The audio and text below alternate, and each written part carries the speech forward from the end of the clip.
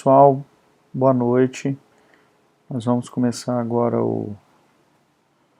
ajustar aqui a tela. Vocês estão conseguindo me ver? Beleza. Vamos falar hoje a aula de sepse.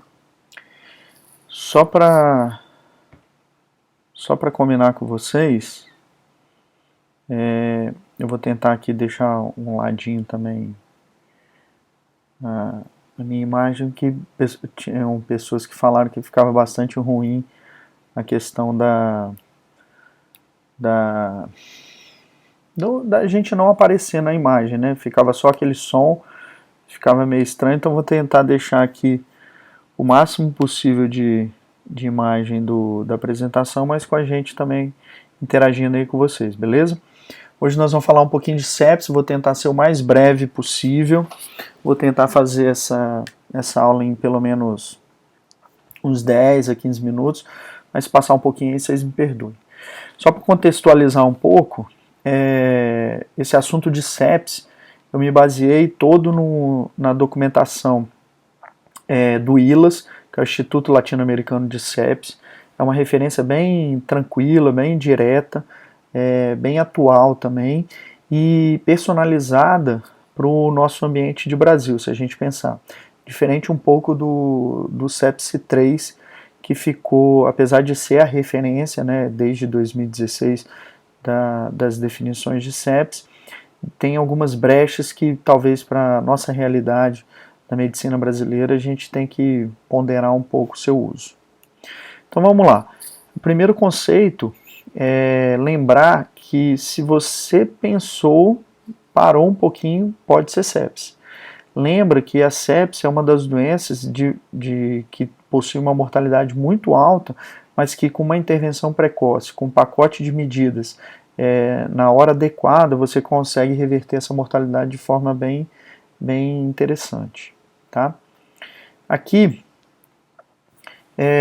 trazer uns primeiros conceitos de sepse. Na verdade, William Owsley, lá há dois séculos passado, ele começou, na época das guerras napoleônicas, ele começou a observar que muitos soldados naquela época, eles evoluíam com aquelas feridas, aquelas lesões por arma de fogo, que eram cartucheiras, na verdade, e que percebia-se que o desenvolvimento ou a evolução desse paciente após essas lesões tinha um quadro infeccioso, mas que o organismo parecia que tinha uma resposta exacerbada. E ele começou a descrever que achava que, na verdade, os pacientes pareciam morrer mais da resposta do organismo do que da própria infecção. Então esse foi um dos primeiros conceitos e quando se aventou essa questão da sepsemia. Já na década de 90, em 92 especificamente, o grupo do Dr. Roger Bonney descreveu a síndrome da resposta inflamatória sistêmica, que a gente conhece como SIRS, e abriu o conceito para sepse e sepse grave. Hoje, né, a partir de 2016, esse já é um critério que a gente não utiliza mais. Mas a gente tem que tomar bastante cuidado, principalmente na realidade da medicina que a gente aplica hoje aqui no nosso país. Então, o conceito a partir de 2016 é o que? É sepse ou choque séptico. Não existe mais o conceito de sepse grave, tá? Mas foi os estudos aqui, então, na década de 90 que começaram a definir melhor sobre esse conceito de sepse, tá? Qual é a grande crítica, na verdade, sobre esse conceito de sepse? É que é um conceito muito sensível, tá? Mas pouco específico. Como ele se baseia na resposta inflamatória sistêmica, na síndrome da resposta inflamatória sistêmica, um paciente que você pegue que tenha, vamos dizer, taquicardia e taquipneia, a gente já começa a pensar em sepse para ele. E às vezes você está diante de um paciente, por exemplo, uma pancreatite, que ainda, ou que na verdade nem tenha um quadro infeccioso ou presunção de infecção, e que curse com frequência cardíaca aumentada, né, acima de 100, e uma temperatura elevada, com quadro de febre, e você já pensa em sepse, né? Esse baseado dentro dos critérios do sepsis 2, né? dentro desses conceitos de CIAS, de sepse, sepse grave e choque séptico. Então a grande crítica que foi feita desses conceitos, ela que era muito sensível. Então, pensando em epidemiologia, em estatística, começou-se a ter uma notificação muito grande de sepse. E aí foi a década do boom da sepse. Então todo mundo falava em sepse, tudo era sepse. Então isso começou-se os grandes estudiosos, né, os grandes grupos que pesquisam sobre sepse começaram a se preocupar com isso, tá? E aí em 2016, no finalzinho do ano, o grupo, né, encabeçado pelo esse camarada aqui, ó, Dr. Jean-Louis Vincent, que é o chefe do serviço de Bruxelas, eles lançaram o terceiro consenso sobre as definições de sepse e choque séptico. Na verdade, houve uma grande reação, principalmente das comunidades médicas do hemisfério sul, né, dos países subdesenvolvidos, que na verdade ninguém dessas comunidades ou dessas sociedades ou desses institutos foram convocados para participar desse consenso. Na verdade, foi um consenso que foi feito pela elite, vamos dizer assim, da medicina, pensando na medicina e numa característica de atendimento e vamos dizer, num suporte médico diferente dos países em desenvolvimento ou subdesenvolvidos, certo? Então, no CEPS 3, aqui, ó, eu vou deixar até um tempinho aqui para vocês. Quem tiver um celular com um leitor de QR Code, pode botar a leitura desse QR Code que vai ficar disponível aí esse artigo aí para vocês, que é o CEPS 3, tá? Vou deixar mais um tempinho. Então, o que aconteceu? Esse CEPS 3 veio para mudar um pouquinho e focando principalmente nessa alteração de o critério ser muito sensível. Eles começaram a perceber e achar importante que, na verdade, os pacientes que tinham sepse eram simplesmente os pacientes que evoluíam com disfunção orgânica, correto? Aqui, então, são os conceitos do sepse 3, tá? O sepse 3 é baseado em quê? Em disfunção orgânica. Para isso, eles pegaram já um score bem conhecido dos intensivistas e da medicina intensiva, que é o score SOFA, que ele, na verdade, ele avalia o grau de disfunção orgânica desses pacientes em vários critérios, em vários sistemas também. E aí definiram o seguinte, beleza, o que vai ser sepse agora? Vai ser uma infecção comprovada ou presunção de infecção que curse com disfunção orgânica. E para cursar com disfunção orgânica, como é que a gente vai avaliar se tem disfunção orgânica ou não? Nós vamos avaliar através do score SOFA, que eu vou mostrar um pouquinho para frente, tá? E aí começou algumas críticas, porque para você conseguir utilizar o SOFA, você precisa de alguns exames laboratoriais. Então, a beira-leito, se você esperasse exame laboratorial para determinar se realmente o paciente tem plaquetopenia ou tem alteração da bilirrubina para pensar em disfunção hematológica e disfunção hepática, você ia se perder tempo. E tempo na sepse a gente sabe que é vida. E aí eles criaram então o que? O Quick SOFA, que é o que está descrito aqui nesse box 4. Na verdade, eles utilizam dentro do CEPS 3 o Quick SOFA como medida de rastreio, de triagem para sepse. Ele não é confirmador de sepse. E como é que funciona o Quick SOFA? A gente vai avaliar 3 parâmetros, que seriam o quê? Frequência respiratória acima de 22, alteração do estado mental, que aí a gente vai utilizar a escala de Como de Glasgow para avaliar isso daí, e uma pressão sistólica abaixo de 100. Tendo 2 desses critérios positivos, a chance desse paciente estar realmente evoluindo para sepse é muito grande. Tá? Aqui então está o score SOFA, então a gente vai fazer uma avaliação de disfunção orgânica respiratória através de uma relação PF, né, que é a relação PO2-FO2, disfunção de coagulação, que a gente vai avaliar a plaqueta, disfunção hepática, que a gente vai avaliar o nível de bilirrubina, disfunção cardiovascular hemodinâmica, que a gente vai utilizar a pressão arterial média, disfunção do sistema nervoso central, que a gente vai utilizar a escala de Como de Glasgow, disfunção renal, que a gente vai avaliar débito urinário e creatinina. Para cada valor, a gente tem aqui ó, um score 0, 1, 2, 3 e 4. Então a gente vai avaliar vários sistemas. Por exemplo, se eu tenho um paciente que já tem uma relação PO2, FO2 abaixo de 400 e não tem outra disfunção, ele vai cursar com SOFA 1, correto? Por acaso, se esse paciente já abriu um quadro de uma relação PF, né, abaixo de 300, ele já tem um SOFA 2. Então, se ele tem presunção de infecção ou infecção confirmada, já com uma relação PF abaixo de 300, a gente tem um quadro de sepsis, que é o quê? Infecção ou presunção de infecção cursando com um SOFA 2, tá? Outras possibilidades seriam o quê? Por exemplo, eu posso ter esse mesmo paciente que tem uma infecção ou presunção de infecção com um SOFA 1 para a parte respiratória, mas plaquetopenia abaixo de 150. Então, 2, 1, nós vamos ter o SOFA 2.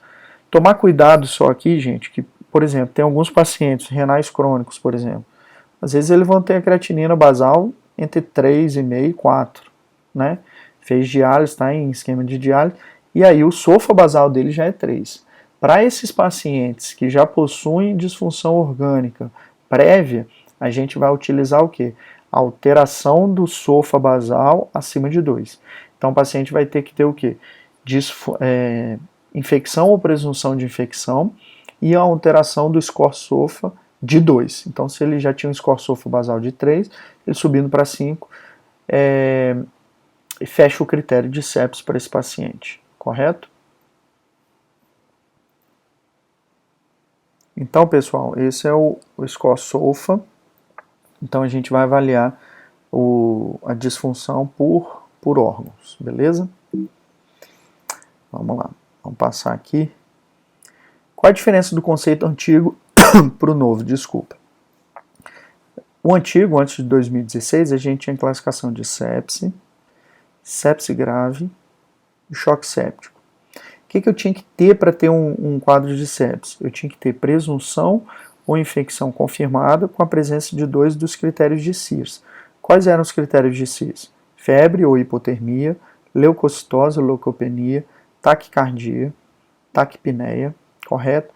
Então, 2 desses associados a uma presunção de infecção ou uma infecção confirmada, a gente já definia como sepse, correto? O que era sepse grave? Era presunção ou confirmação de infecção, mais a presença de 2 critérios de CIRS, mais o paciente evoluindo, com disfunção orgânica. Então, na verdade, hoje o que a gente chama de sepse, antigamente, antes de 2016, era chamado como sepse grave, correto? E choque séptico era o quê? O paciente que evoluía com hipotensão após reexpansão volêmica inicial, tá? Qual que é o conceito agora a partir do sepse 3, a partir de 2016?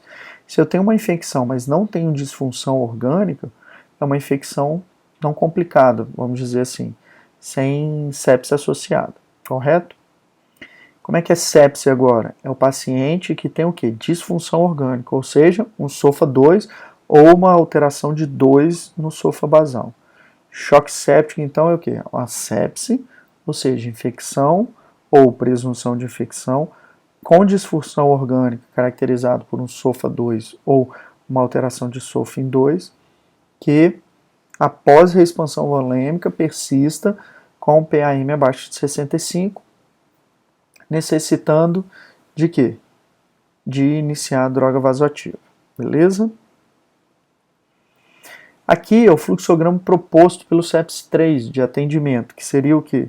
Eu tenho um paciente com suspeita de infecção, vou fazer o quê? O Quick SOFA. Então, o Quick SOFA, à beira do leito, você consegue avaliar estado neurológico, frequência respiratória e pressão arterial. 2 desses sendo positivo, a chance desse paciente estar evoluindo com o sepse é muito grande. Se o Quick SOFA for negativo, você continua o quê? Mantém esse paciente em monitorização clínica, pede exames e tudo. Se o Quick SOFA for positivo, corre porque esse paciente pode estar evoluindo com sepse, correto? Vamos lá. E para avaliar sepse, o que a gente vai começar a fazer?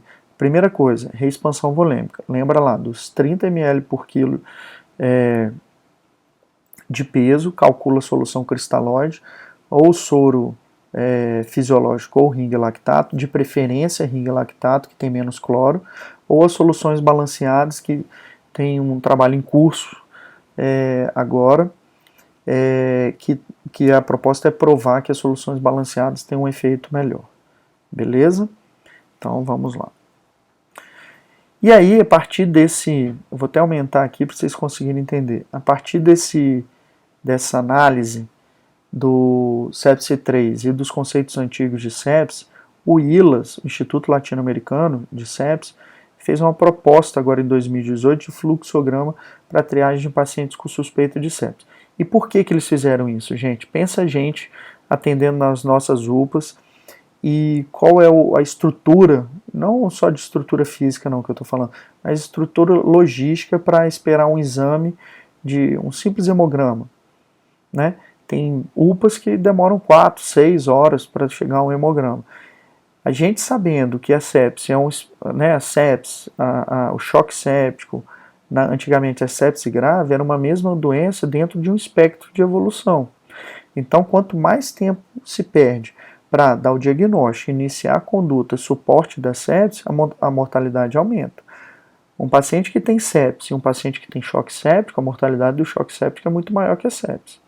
Diante disso, vem a reflexão da falta de estrutura e até de cultura para a gente implementar apenas o start ou a preocupação de fazer o manejo da sepsis quando der o diagnóstico de sepsis baseado nesse sepsi-3. Então, por isso, o ILAS fez uma avaliação bastante criteriosa e apresentou esse fluxograma de triagem para pacientes com sepsis. Então, seria o quê? O paciente apresenta 2 critérios de CIS ou disfunção orgânica, aciona rapidamente a equipe médica, porque esse paciente pode estar evoluindo com sepsis. Então, na verdade, ele propõe o quê? Prestar atenção nos sinais de Sears, que antecedem o quê? O Quick SOFA. O sepsi-3 já parte para uma triagem através do Quick SOFA. Quais são os sinais de Sears? Frequência cardíaca acima de 90, frequência respiratória acima de 20, temperatura acima de 37,8 ou hipotermia, leucocitose ou leucopenia. Correto? 2 desses correm, aciona a equipe médica, esse paciente pode estar evoluindo com sepsis. Beleza? Sendo avaliado pelo médico, ele vai definir, não, vamos finalizar o protocolo, porque esse paciente não tem um foco infeccioso associado. Sim, esse paciente tem foco infeccioso associado, mas a gente vai determinar o seguinte, esse paciente, ele está em cuidado final de vida? É cuidados paliativos? Se sim, ele fica fora desse protocolo, tá? Se não, vem para cá, ó, quadro sugestivo de doenças atípicas, dengue, malária, ou leptospirose, se sim, sai do critério. Se não, aí sim que a gente vai avaliar o quê? Disfunção orgânica. Nesse momento da disfunção orgânica, a gente pode lançar a mão do que? Já. Vamos pensar em avaliar Quick SOFA, correto? Mas mesmo assim ele abre ainda uma outra chavezinha, uma possibilidade de não, somente Sears, e aí pode pensar em quê? Quadros de infecção respiratória da via aérea superior. Voltando aqui, se o paciente tem alguma disfunção orgânica, vamos dar seguimento ao protocolo de sepse. Primeiro, vamos coletar todos os exames que vão avaliar, né, as disfunções orgânicas, dentro deles hemograma, plaqueta, bilirrubina, lactato, né, e vamos fazer o Quick SOFA. Se não tem Quick SOFA positivo, vamos esperar manter a atenção em reavaliações periódicas pelo risco de evolução desse paciente. Se sim, redobrar a atenção, alto risco de óbito. Quick SOFA positivo é sinal de mortalidade aumentada. E aí a gente já começa a fazer o quê? A questão do tratamento, o pacote da primeira hora. Lembrando, gente, que aqui, lá dentro do site do ILAS, tem toda essa referência aqui que foi revisada agora em agosto de 2018. O que a gente faz no pacote da primeira hora? Coleta dos exames laboratoriais, pesquisa da disfunção orgânica. Então vamos avaliar lactato arterial, gasometria, hemograma, creatinina, bilirrubina e coagulograma. Correto? Vamos coletar o lactato inicial para avaliar a curva de clareamento, se vai clarear com a nossa conduta, certo? Coleta de 2 hemoculturas e dos sítios que, nesse caso, estão sendo investigados ou possíveis de ser a origem do quadro infeccioso. Além disso, nós vamos o quê? Fazer esse antibiótico de amplo espectro na primeira hora, tá? O manejo hemodinâmico inicial é o quê? Pegar esse paciente e os pacientes que estejam já com alteração hemodinâmica e iniciar o quê? Ressuscitação volêmica, que a gente chama. E qual que é a ressuscitação volêmica que a gente vai utilizar? É com cristalóide. Então a gente calcula lá, como já tinha falado anteriormente, 30 ml por quilo de peso, e nós vamos correr esse volume em 30 horas. Lembrando, gente, que isso daí na verdade é o que? Uma sugestão. É lógico que a gente não vai pegar um paciente que é renal crônico e ser grave, que já está com sinais de congestão, né? Mesmo estando hipotenso, tudo, vou fazer a qualquer custo o volume calculado. A gente tem que personificar cada vez mais o atendimento do nosso paciente, o suporte do nosso paciente. Isso é uma sugestão e que na maioria dos pacientes dá certo. Mas é lógico que você correu 500 ml, vai lá e ausculta o pulmão do paciente. Tá tendo estertor? Não tá? Esse paciente está urinando? Não tá? Vamos começar a monitorar outras variáveis de macrohemodinâmica para ver se ele vai suportar ou não receber todo esse volume. Mas a sugestão inicial seria essa de 30 ml por quilo de peso de cristalóide, tá? Vamos lá, continuando no manejo hemodinâmico, esse paciente, você fez um manejo inicial com reposição de cristalóide, ele mesmo assim continua hipotenso, o que a gente vai fazer? Né? Hipotenso aqui a gente vai pegar 65 como referência de PAM, a gente vai iniciar droga vasoativa. Droga de escolha para manejo da sepse, do choque séptico, é o quê? Noradrenalina, tá? Essa é a droga de escolha. Por acaso, se esse choque for refratário, aí a gente tem duas drogas possíveis de associar, que é o quê? Vasopressina e adrenalina.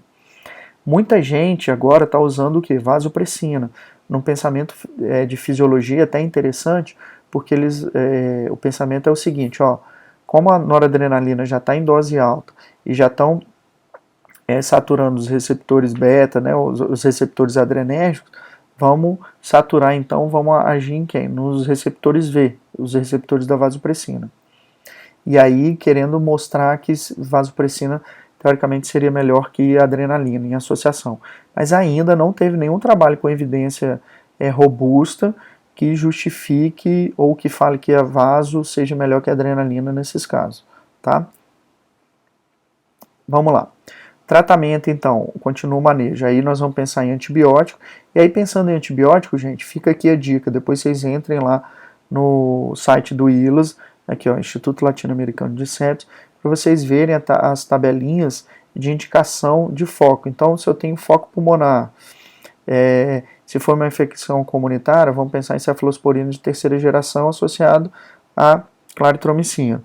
Se for infecção associada a assistente de saúde, a gente já pode iniciar com piperacilina e tazobactam. Então é uma tabelinha bem interessante para vocês estudantes ou para vocês jovens médicos avaliarem e terem como referência para a utilização de antibiótico, tá? Depois desse manejo inicial da primeira hora, gente, a gente vai continuar uma reavaliação dentro de 6 horas. Isso daqui que está grifado aqui de branco que é a mensagem que a gente quer deixar. A continuidade do cuidado é importante, por isso entende-se que durante as 6 primeiras horas o paciente deve ser reavaliado periodicamente. Para isso é importante o registro da reavaliação do status volêmico e perfusão tecidual. Então para isso a gente vai mensurar o quê? Pressão venosa central, variação da pressão de pulso, né? Variação da distensibilidade da cava, elevação passiva dos membros. Isso daqui são todas estratégias que a gente pode avaliar o quê? Como é que está a hemodinâmica desse paciente. É lógico que isso vai depender do quê? Dos recursos que você tem em cada cenário, né? Aqui, mesmo que você não tenha, esteja numa UPA, não tenha possibilidade de mensurar, não tenha um cateter central, não tem um monitor mais sensível para avaliar a pressão de pulso, não tem um ultrassom para avaliar a distensibilidade da veia cava, mas isso daqui você pode fazer, ó, pode fazer o desafio volêmico, né, da elevação passiva dos membros e avaliar se é a resposta ou não, se você pode fazer mais volume ou não.